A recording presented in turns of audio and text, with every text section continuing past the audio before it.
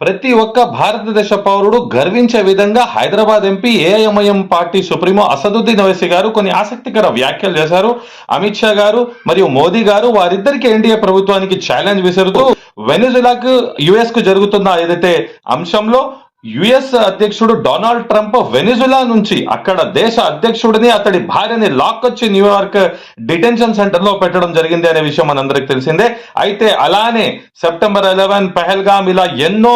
ఉగ్రవాద దాడులు మన భారతదేశంపై చేసిన పాకిస్తాన్ ఉగ్రవాదులైనటువంటి అజర్ మసూద్ ని, లష్కర్ ఏ తోయిబా వాళ్ళని లాక్కొచ్చి మన భారతదేశంలో బంధించాలి, శిక్షించాలి అని చెప్పి అసదుద్దీన్ ఓవైసీ గారు చేసిన వ్యాఖ్యలు ఒకసారి మనం చూద్దాం. आज हमने देखा कि वेनेजुएला में ट्रंप ने अपनी फौज को भिजाकर वहां के एक जमहूरी तौर पर मुंतखब शुदा